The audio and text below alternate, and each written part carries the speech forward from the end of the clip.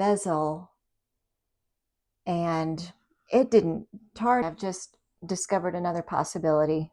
I don't know what I want to do now. Is put down a little bit of UV resin in the base. Lamp for the first cure for about 60 seconds.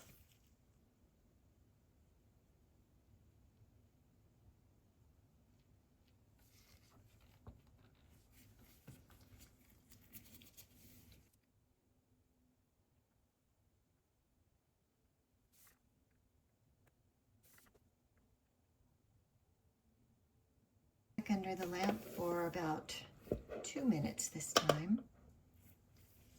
Cabochon stone. So